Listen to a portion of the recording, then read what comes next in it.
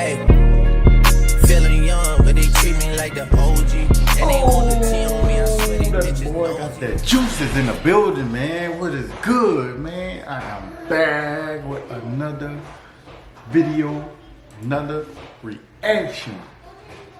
I'm getting heavy, deep into this God of Destruction Goku series, man. I can't get enough of it, guys. I'm sorry. Hey, told you I love this stuff. I told you. Thought I lied? But I'm about to react to another one. If y'all want to watch it with me, enjoy it. Last time on Hakai, back to Universe 7 to find Frieza's planning his revenge on not only our heroes, but the gods as well. After he rebooted Cooler, he headed off to find the 5 primordial beasts, which would merge together, will become a former fallen deity that not even the destroyers can match up against. I want to see the other. Before we rejoin Goku's training with Vados later in this video, we venture to the Makai world where the Frost Demons hope to fetch Janemba. But with the villains meeting resistance at the hands of Garlic Jr.'s men, are these merely the henchmen we already know, or have their stories also been rewritten? This is our Dirty Ball High full color edition. Patch up floating across 1 degree and history of this special world. After gazing upon Janemba's cocoon, Frieza chortles. Well, there's my next subordinate, taking special interest in the fact that he appears to be too dangerous to even roam free, which is good to know. Nikki blurts out that he must be stupid if he thinks he can use Janemba like a soldier. He has no idea what he's thinking. This beast has utterly colossal power and can't be controlled by anyone. Though the Emperor knows all too well what that's like.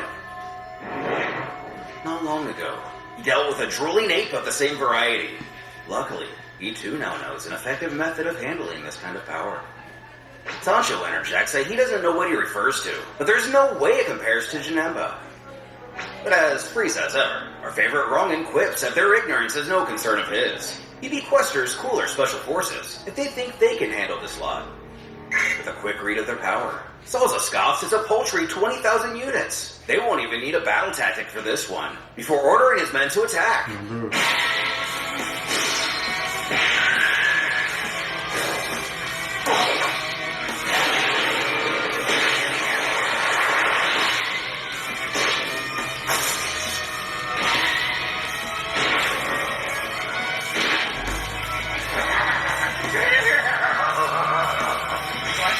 How is this?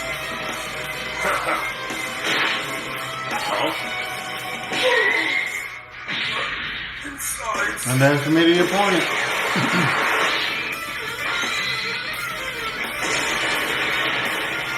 The demons turn the table on Cooler soldiers. Salza's bewildered how they're able to do such things with the power of the Scouter registered.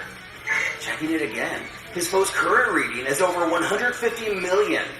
Who cackles that it looks like he miscalculated a few things. Cooler glares over to his brother to grunt if his servants gave his men broken technology.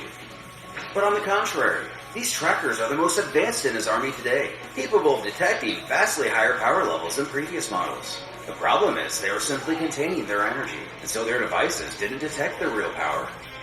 Which is information Cooler believes would have been very useful to his squadron. Would it not be? Though having a reason for everything, the Emperor simply wanted to see how they'd react if they were surprised by a sudden change in power. Nikki again can help but laugh at the idea that they initially thought these weaklings were celestial guardians. Intervening at last, Cooler steps in to spare his men of any casualty. Though he asked to demean that it was quite depressing to see his soldiers humiliated like this. Blaming Salza in particular, he was reckless to detect a low fighting power and attack without strategy. He apologizes to his leader. He also apologizes for his need for intervention. After a short silence, he tells them that it's fine. Even if they had used every strategy they had, they would have never beaten these 3. In fact, maybe not even one of them. The discrepancy between the power of these demons and their own is outstanding. This is an issue for only Cooler himself to resolve. Now directing his words towards his opponents. He scowls that they have exposed his soldiers to ridicule and embarrassment. But to their misfortune, this group bears Cooler's name, and no one shames his name and lives. He must now prepare to be slaughtered by the great Cooler.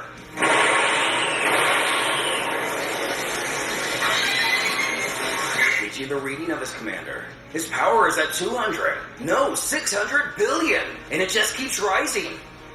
He implores Salsa to pay close attention to his power level throughout this battle. He wants to see if his device can measure it. Of course, in compliance. This is all insane. He never imagined that Cooler's armored squadron had fallen this far behind. Cooler informs he could unleash more power, but this should be enough for this fight. Speaking amongst each other, the demons know how his power is comparable to even the gods of the celestial world, and that's quite impressive. This is certainly no ordinary mortal. Sancho thinks they might want to alert the boss now, an idea that Nicky is fiercely against. He shouts for him not to get desperate. Just imagine the shame they would be in front of the Guardians if they called him the chief to deal with mere mortals. If they can't handle this, they will never be promoted to true Celestial Guardians. They'll show these arrogant punks what they're really in for. So this means these three were actually appointed by the Celestial Guardians to guard Janemba, and are training to be Guardians themselves.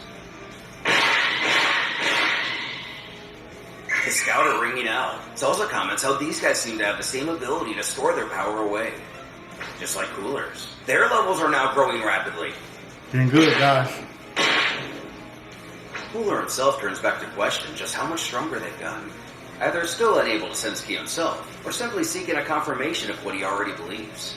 His Unreal informs that individually, they're all still a bit weaker than him, but together they're going to be very dangerous. Which sounds good to the Frost Demon. He was hoping for a good exercise today. But good exercise! They'll show this insolent mortal! Oh, come on, man.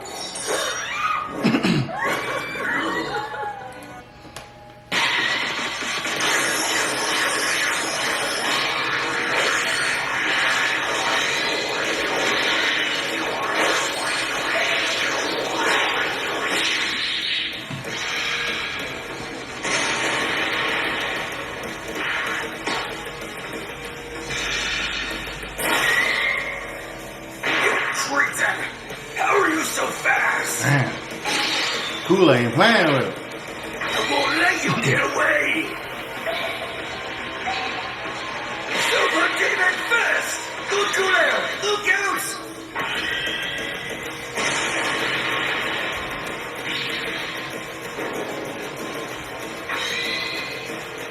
With only one hand, Cooler's able to stop Sancho dead in his tracks. He chuckles. Super Demon Fist. He really should have chosen a more fitting name. Feeble Wormfist would suit it a lot better.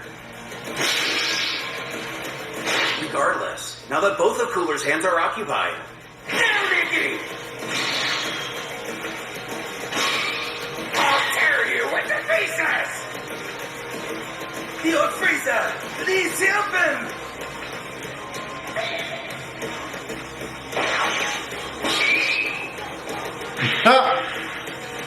Nicky! Unfortunately for his foes, Cooler has plenty of techniques he doesn't need his arms for. He smirks that the three of them still don't understand. There's no point in struggling any further, so they'd be best to simply let him go this instant.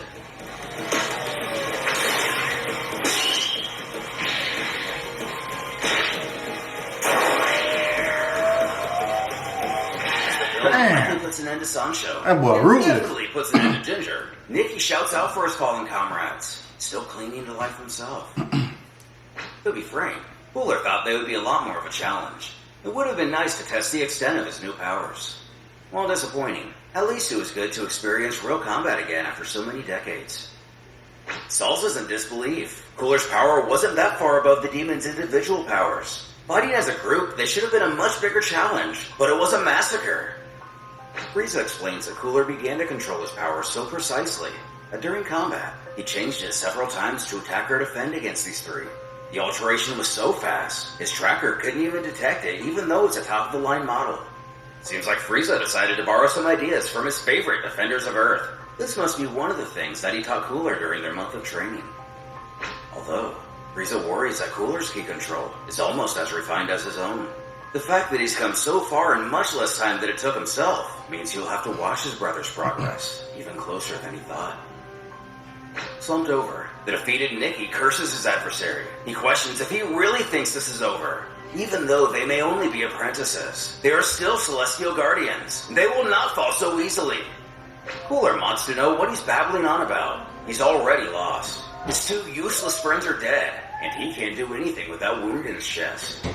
Just watch me!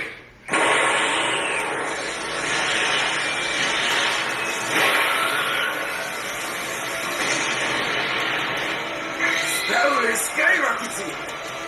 Fusion. Huh. Android 13ing his comrades.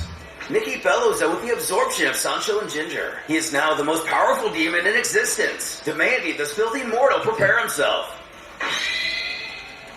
Even the Frost Demons think this may be a bit of a problem.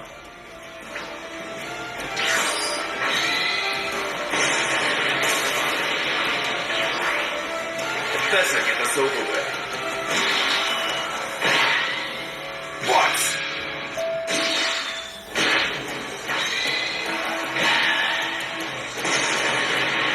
Man, I love this fighting. Salsa calls out to Frieza that if this keeps up, Cooler will die, again pleading that he helps him. Who tells him not to be stupid. If his brother is unable to defeat an insect like this, he has no place commanding the Frieza force. By extension, he has no further value to him. Getting Cooler on the ropes. The Frost Demon chokes out that he's never in his life been hit so hard. Time to die! You disgusting demon! You will pay for this!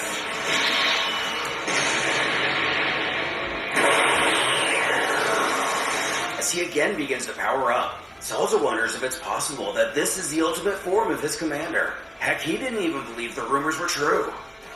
Thinking to himself, Frieza comments that unlike himself and their father, who had ways of containing their power so they could control themselves, Cooler is able to maintain his original form and control it without flaw. This is actually what haunts him most about his brother. From birth, he was gifted with potential far beyond his own. While this form has on occasion caused him to lie awake at night, he must confess that it is somewhat warming to see it again after so long. I didn't think I would get the pleasure of showing you this form. You're honored to be killed by this version of me. Shut up!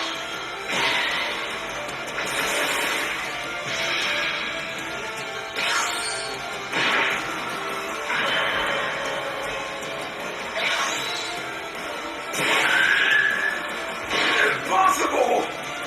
Your powers cannot be compared to mine, and I'm not even at my full capacity yet.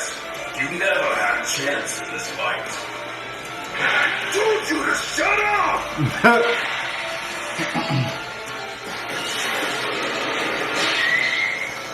Comet! You are a very irritating foe. I'm tired of you! Don't do it!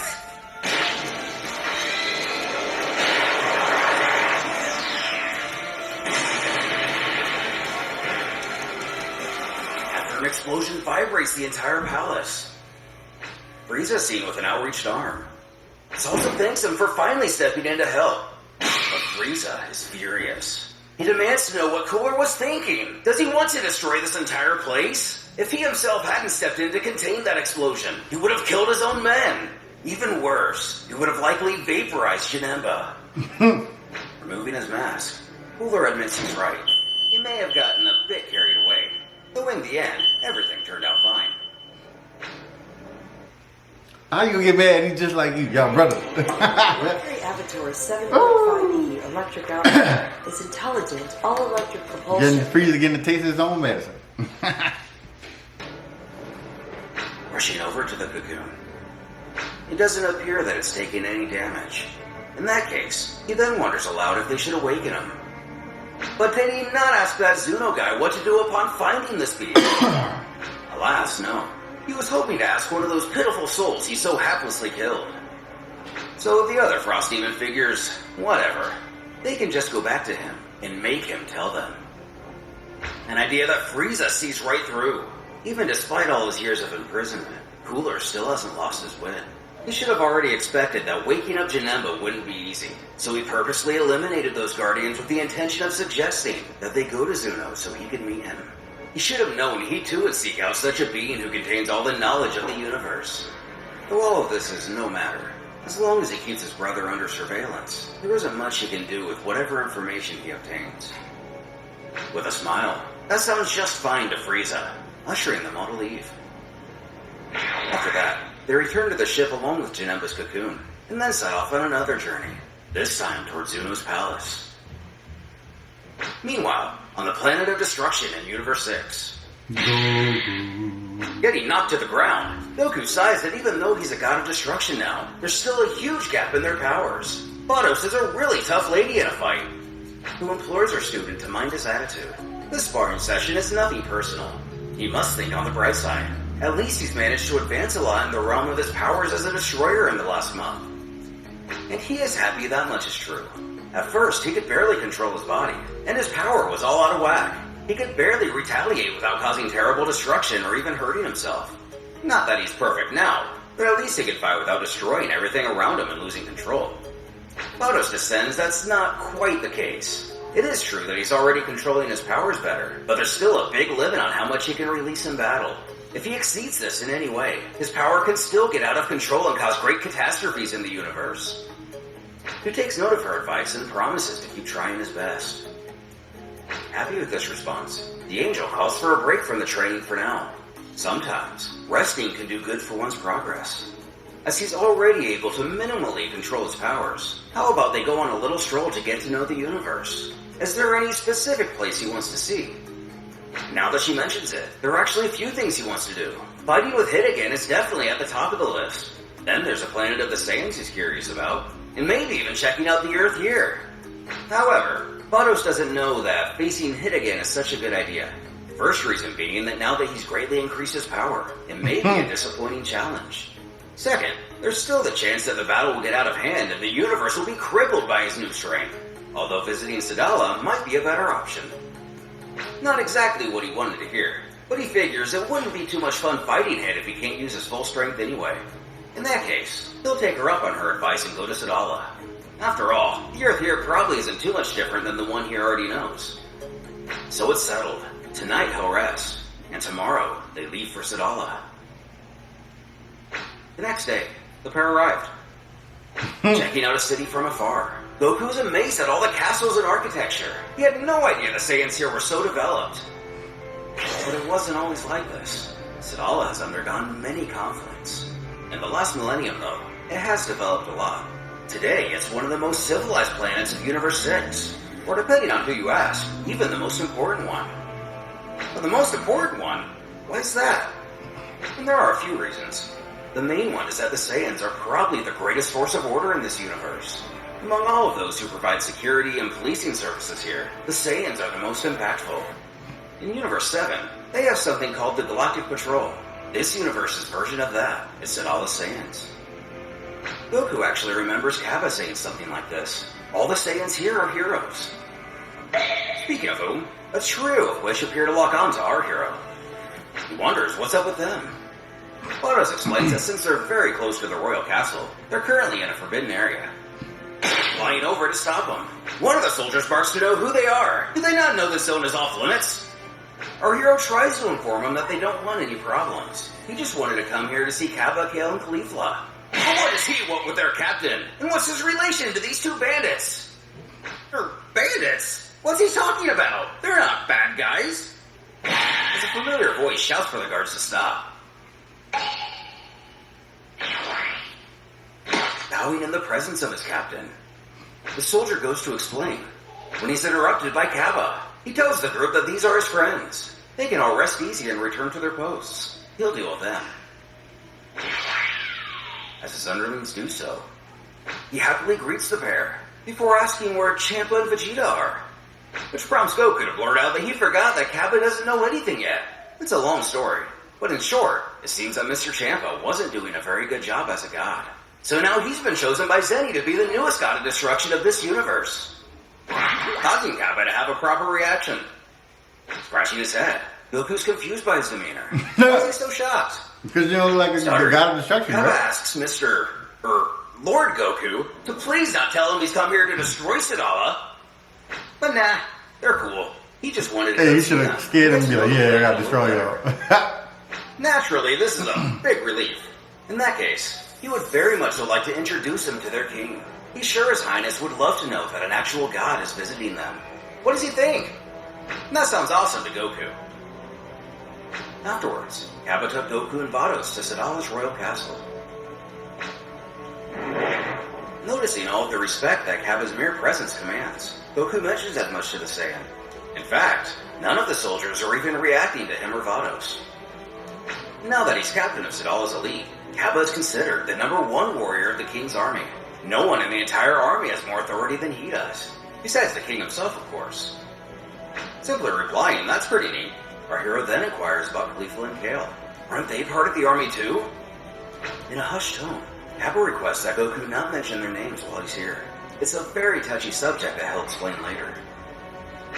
A little confused, Goku goes along with it as to not cause a fuss. As they make their way through the castle, Kappa explains that the area ahead is the throne room. They'll wait here while he approaches the king to announce him. From a distance, he explains to His Majesty that there are 2 very important visitors that would like to meet him. Their names are Vados and Goku, the angel and god of destruction of this universe. But God of Destruction Goku, didn't he before say that the destroyer's name was Champa? Which was the case, but it appears that Lord Goku has now taken over his rule. The king doesn't contend this any further. In that case, he would very much like to see them. Uh-oh.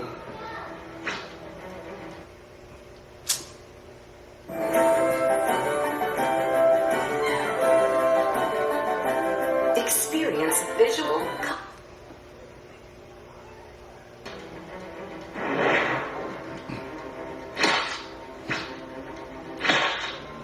Humbly offering his humility, the king of Sadala kneels before the angel and god, as he beckons what he owes the honor to of their illustrious visit. Though Goku doesn't want any of this kind of treatment, he doesn't have to go this far with his manners. He's just a Saiyan like any of them, and he's only come to visit. Vados has to roll her eyes that it's quite obvious his divine etiquette courses that he sat through have gone nowhere. And dumbfounded, this isn't the response the king was expecting. He's sorry? In any case, it's a pleasure. His name is Krista. Goku utters it's nice to meet him, offering his own name in return.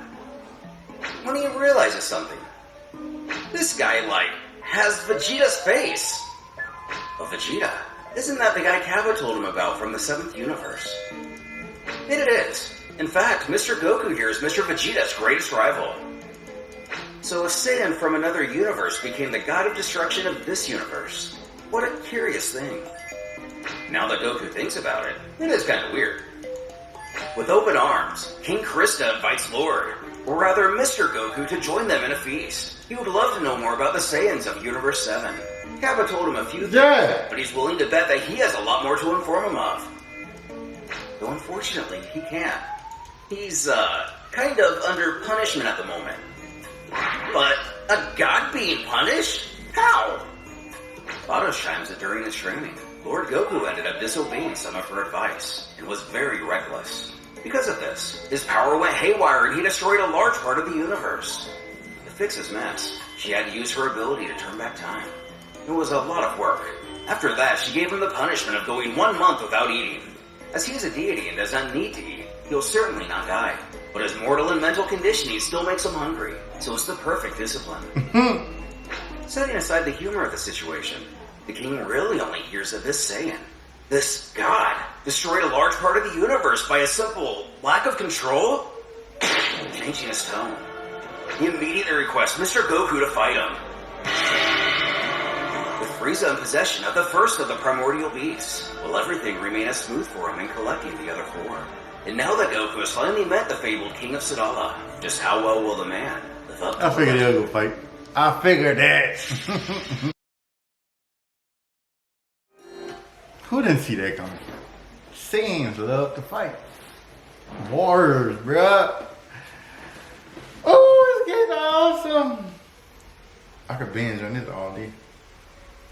All day long. Should I watch some more with y'all? Or kill the rest? We'll see. I'll let you know in a few. Anyway, guys, I hope y'all guys enjoyed the video, because I did. I really, really did. Don't forget to like, comment, subscribe. My niggas owe me. I gotta be